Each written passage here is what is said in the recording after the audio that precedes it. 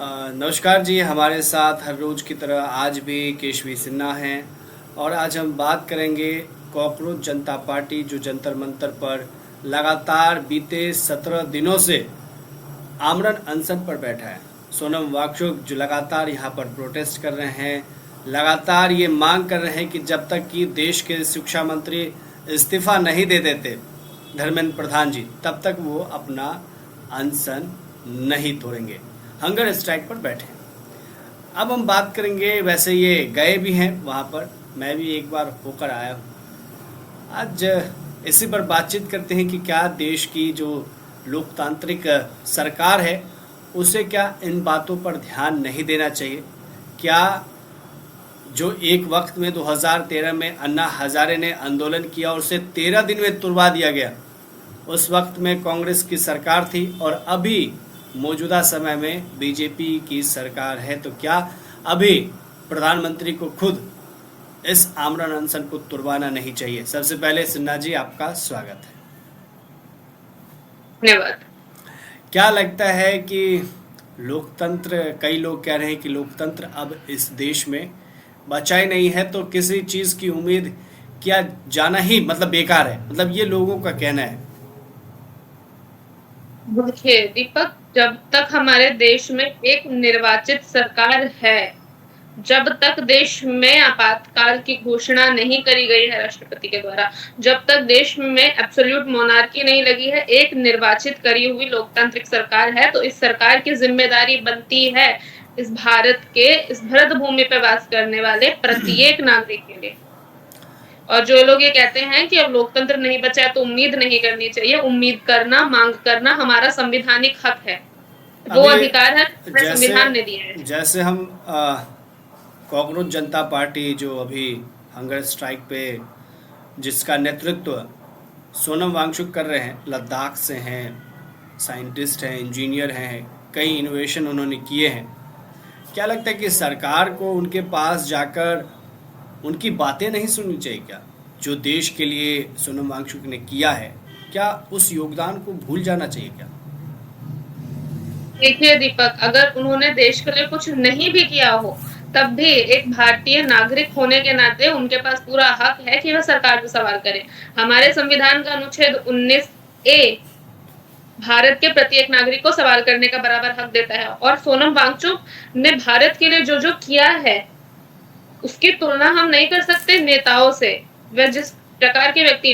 और मैं ये नहीं कहती कि कांग्रेस जनता पार्टी सही है, उनकी मांग गलत है, सही है, वो अलग चीज है। पर एक भारतीय होने के नाते, खुद को राष्ट्रवादी कहने के नाते, मैं कभी सोनम वांगचुक को मरते हुए नहीं देख नहीं, सकती। लेकिन और पता हमारी है सरकार जैसे की ये जिम्मेदारी है कि वे जाके उनकी बात सुने। मांगना ना मानना उनकी बात को, वो अलग नहीं, विषय है, पर आ, उनकी बातें सुननी तो चाहिए। वैसे कई लोग ये कह रहे हैं कि सोनम वांगचुक जो हैं लगातार पहले भी, इससे पहले भी लद्दाख को लेकर उन्होंने हंगर स्ट्राइक किया था और उसमें भी सरकार आखिरकार झुकी थी, लेकिन फिर बाद में पता चला कि वो सब कुछ नहीं था, अनशन तुड़वा दिया और कुछ निकला नहीं कुछ खास। लेकिन अभी फिर से सोनम वांगचुक बैठे हैं अनशन पर, लेकिन ये कहा जा रहा है कि मंच उन्होंने गलत चुन लिया, टाइम को गलत चुन लिया। मंच और टाइम का ये मतलब है कि कॉकरोच जनता पार्टी, आपने आए दिन वीडियो देखा होगा जिसमें जिस तरीके के लोग वहाँ पर प्रोटेस्ट में पहुँच रहे हैं, जिस कम्युनिटी, जिस जेंडर के लोग वहाँ पर पहुँच रहे हैं। मैं स्पेसिफिक किसी जेंडर को बुरा भला नहीं कह रहा हूँ, लेकिन जो ट्रांसफॉर्म होके आ रहे हैं उसके लिए मैं कह रहा हूँ, पहुँच रहे हैं उस तरीके से जो लीगल नहीं है, मैं सिर्फ उसी की बात कर रहा हूँ, उस तरीके से वो लोग पहुँच रहे हैं। तो मतलब एक स्टेज सही नहीं है और समय इसलिए सही नहीं है क्योंकि 2013 नहीं है। वे अपने जो मैं अपनी पंक्ति बोली है कि साल 2013 नहीं है, तो अब क्या इसको ऐसे कहना चाहते हैं कि 2013 की सरकार ज्यादा लोकतांत्रिक थी? नहीं, मैं ये नहीं कहना चाहता हूँ, ये लोग कह रहे हैं और लोगों के सवालों को मैं इस तरीके से रखना चाह रहा था। और मैं गया भी उस टाइम, तो लोगों ने यही कहा कि 2013 नहीं है, ये मेरे शब्द नहीं है, ये लोग कह रहे हैं। और लगातार आप जब सोशल मीडिया पर देखेंगी तो वहाँ पर आपको इस तरीके के जो टैग होते हैं वो दिखेगा कि 2013 होता तो शायद सोनम वांगचुक का जो हंगर स्ट्राइक है ये 3 दिन 4 दिन 5 दिन या 13 14 15 दिन में ख़त्म हो जाता है, लेकिन 17 दिन बीते, 17 दिन से वो हैं और वीडियो जैसे जैसे आ रहे हैं वैसे लगता है कि उनकी हालत और ख़राब होती जा रही है। तो पर देखिए, बात चाहे वो साल 2013 हो, साल 2026 हो, 56 हो, चाहे कोई भी साल आ जाए, जब तक भारत में लोकतंत्र जिंदा है, जब तक देश का संविधान बहाल है, जब तक आपातकाल नहीं लगा है, ये हमारी उस निर्वाचित सरकार की जिम्मेदारी है कि वह इस भूख हड़ताल को तुड़वाएं।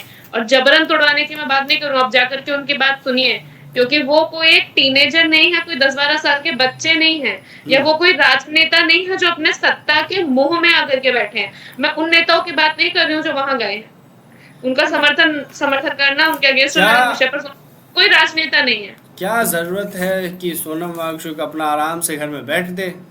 हाँ, क्या वो इस सरकार के उस वे में लग गए कि भाई इस्तीफा दिलवाना ही है? क्या लगता है, क्योंकि इस्तीफा, इस सरकार में जवाबदेही नाम की कोई चीज़ है आपको लगता है?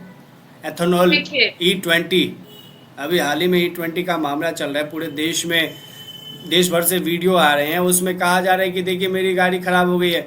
सौरभ, अभी जो एक ब्लॉगर है, उसने भी एक वीडियो डाला और उसने भी वीडियो डाला और डिलीट कर दिया वीडियो बाद में, जब मामले ने तूल को पकड़ा इस तरीके से, तो वीडियो को डिलीट कर दिया। आप सोचिए कि क्या इसी तरीके से हम अपनी आवाज़ को बुलंद करेंगे क्या? देखिए, हम जिस समय अभी रह रहे हैं ना, हमारे देश में ये हाल है कि जब अहमदाबाद में प्लेन गिर जाता है तो हम एविएशन मिनिस्टर से सवाल नहीं कर सकते, हम किसानों की हत्या पे कृषि मंत्री से सवाल नहीं कर सकते, अगर चाइना हमारी जमीन लेता है या नहीं वो अलग विषय, पर अगर ऐसे एक्यूजेशंस आते हैं तो रक्षा मंत्री जिम्मेदार नहीं है। नीट के पेपर के लिए तो धर्मेंद्र प्रधान भाई, एजुकेशन मिनिस्टर रिस्पॉन्सिबल नहीं है। मैं ये नहीं कहती कि धर्मेंद्र प्रधान करप्ट है, परंतु अभी सरकार की इतनी जिम्मेदारी तो बनती है कि वो सोनम वांगचुक को सुने, एटलीस्ट एक इन्वेस्टिगेशन बिठाएं। एक तो ये लोग कहते हैं भारत के लिए जो जो किया है, क्या उनके इनोवेशंस का, उनके भारत के लिए योगदान का इतना सा भी महत्व नहीं है हमारे लिए?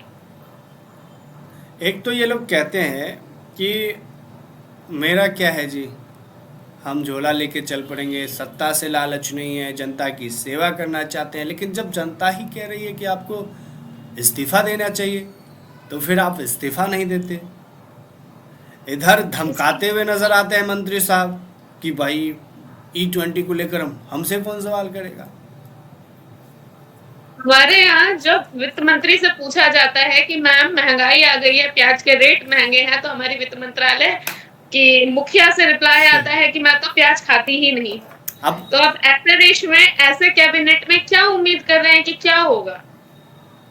इसमें क्या लगता है कि आपको प्रधानमंत्री जी को ये सब नहीं दिख रहा है क्या, या वो सोशल मीडिया से दूर हैं आज के समय में?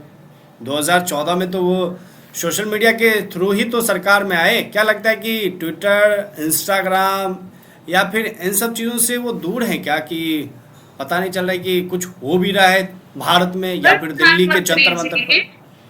अगर प्रधानमंत्री जी सोशल मीडिया से दूर हैं तो मेलोडी के ट्रेंड के बारे में उनको कैसे पता चला? वही तो मैं पूछ रहा हूँ कि क्या लगता है आपको कि दूर हैं? नहीं, और मेरी तो, मैं दीपक, जब मैं वहां गई थी, मैं उस प्रोटेस्ट में प्रोटेस्टर के रूप में नहीं, मैं उससे एज अ रिपोर्टर वहां पे गई थी। जी जी, मैं भी रिपोर्टर ही गया था।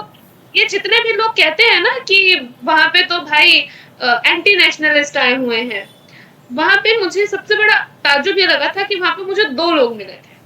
एक 11 साल की बच्ची थी, तो क्या अच्छा। अभी 11 साल के बच्चे को भी आप एंटी नेशनलिस्ट बोलोगे? एक 11 साल के बच्चे को आप पाकिस्तानी कहोगे? और एक 80 वर्ष की दादी थी। अच्छा, 80 वर्ष की तो दादी। इनका क्या उद्देश्य क्या था उस प्रोटेस्ट में और आने का, दोनों आप बता सके तो। मैं उन दादी से मैंने बात करी थी, तो उनका कहना था कि मैं ऐसे भारत में नहीं जन्म ली थी, जिस भारत में मैंने जन्म लिया था वो अलग था, और मैं चाहती हूँ कि जिस भारत में मैंने जन्म लिया था, मेरी अब जो पीढ़ियां आएंगी वो भी उसी भारत में जन्म लें। तो कहीं ना कहीं वो फिर पीछे की सरकार की तारीफ कर रही हैं, इससे तो यही निकल कर आता है कि जिस भारत में उनका ये मांग था कि अभी की जो युवा पीढ़ियों के साथ, क्योंकि मैंने बचपन से पढ़ा है कि भाई देश के युवा देश का भविष्य है, हाँ। और अब के भविष्य को इस तरीके से ट्रीट कर रहे हैं। मतलब हमारे देश में अगर आज एक हिंदू सवाल उठाता है तो एंटी नेशनलिस्ट है, अगर कोई मुस्लिम सवाल उठाता है तो वो पाकिस्तानी है, कोई सिख सवाल उठाता है तो वो खालिस्तानी है, तो सवाल कौन उठाएगा? मतलब क्या हमारी सरकार किसी के प्रति जवाबदेह नहीं है? मतलब साफ और सीधा ये है कि भाई सवाल करे तो एंटी नेशनल हो जाए, ना करे तो अपने भविष्य को कुचल दे। तो दोनों में मतलब आगे खाए पीछे कुआं, ये तो वही है तो ना। क्या, अगर मैंने आपको वोट देकर जिताया है तो आपकी कुछ जिम्मेदारी है मेरे प्रति। आप ऐसे चुप नहीं बैठ सकते, आपको जवाब देना लेकिन पड़ेगा। उनका ये कहना है इसमें ना कि आपने, तक करना चाहिए। लेकिन उनका ये कहना है, गिरिराज सिंह है एक बिहार के, आपने सुना होगा, बेगूसराय, उन्होंने एक बार कहा कि जो लोग हमें वोट नहीं देते उनका हम क्यों सुने। तो ये कह रहे हैं कि आप लोगों ने वोट नहीं दिया इसलिए आप लोग प्रोटेस्ट कर रहे हैं, बाकी जिन्होंने वोट दिया है उनको कोई दिक्कत है ही नहीं, उनका ये कहना है। तो कैसे, मतलब इलेक्शन कमीशन क्या सरकार के अंडर में काम करता है? आप अपनी बातें खुद ही प्रूव कर रहे हैं। इलेक्शन कमीशन सरकार के अंडर में काम करता है। आपको कैसे पता आपको किसने वोट किया, किसने किसने नहीं वोट किया? दिया? क्योंकि गुप्त मतदान है, मतदान तो गुप्त है। होता है भारत में, तो आप इलेक्शन को, फिर तो वही बात हो गई जो विपक्ष कहता है, आप उसे खुद साबित कर दिए। और रही बात गिरिराज सिंह की, तो नहीं, यहाँ इस पे पर सवाल, रेखा गुप्ता ने, आपने देखा होगा एक इंटरव्यू जिसमें रेखा गुप्ता जो मुख्यमंत्री हैं दिल्ली की मौजूदा समय में, वो उन्होंने कह रखा है कि आप करें तो ठीक है और हम करें तो फिर शोर हल्ला, फिर तो क्या आप करते हो? उन्होंने देखिए, बोल रखा। ये जिसने वोट किया हम उसकी सुनेंगे। तो जो मैनिफेस्टो निकलता है ना इलेक्शन का, उसमें भारतीय जनता पार्टी के मैनिफेस्टो में कहीं ये चीज नहीं लिखी गई थी कि जो हमें वोट देगा हाँ, हम तो उसे यही तो चुनेंगे। मैं, वही तो और अब शपथ ली जाती है ना प्रधानमंत्री के रूप में या मंत्री के रूप में, तो शब्द ये होते हैं कि भारत के विधि द्वारा स्थापित भारत के संविधान और नागरिकों की रक्षा करूँ। उसमें अरे कहीं ये वो चीज सब, नहीं होती कि मैं पार्टी के सपोर्टर की रक्षा करूँ। अरे वो सब चीजें छोड़ दीजिए आप इस चीज को ध्यान रखिए कि जब प्रधानमंत्री कहीं पे भी जनसभा करते हैं तो वो राहुल गांधी को भी जोड़ते हैं कि 140 करोड़ हाँ, देशवासी, अखिलेश यादव को जोड़ते हैं, अखिलेश यादव को जोड़ते हैं। देखिए 40% लेते हैं। ममता बनर्जी को जोड़ रहे हैं कि भाई हमारे वोटर हैं, मतलब अब भारत की लेकिन सरकार नेहरू जी को ब्लेम करने के अलावा क्या करती है मुझे नहीं पता।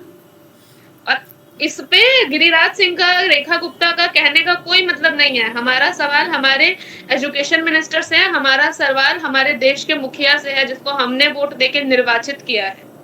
हमारे देश में सिलेक्ट नहीं होते, आप इलेक्ट किए जाते हैं। और आपको जी, इस देश की ये जनता ने, बहुत 140 करोड़ की जनता ने जनमत दिया है, जनादेश दिया है, आपकी जिम्मेदारी है। और अगर सोनम वांगचुक को कुछ होता है तो मैं इसमें सीधे तौर पर प्रधानमंत्री जी को जिम्मेदार मानती हूँ, लोग क्योंकि कह रहे इतना हैं। सब कुछ होने के बाद उनकी जिम्मेदारी बनती है कि वो इस मामले में स्वयं हस्तक्षेप करें। जी, बहुत बहुत धन्यवाद, क्योंकि अभी हम ज़्यादा देर तक का रखते नहीं हैं और यही उम्मीद है कि हम तो यही उम्मीद करेंगे कि प्रधानमंत्री जी दिल्ली में ही रहते हैं, वैसे तो वो देश में कम ही रहते हैं, लेकिन फिर भी जब दिल्ली आएँ तो एक बार एयरपोर्ट से जंतर मंतर की यात्रा भी कर लें, तो उसमें एक और क्लिप जुड़ जाए, मीडिया में लाइमलाइट में आए, कम से कम इतना तो हो कि जंतर मंतर पे जाएं। तो बहुत बहुत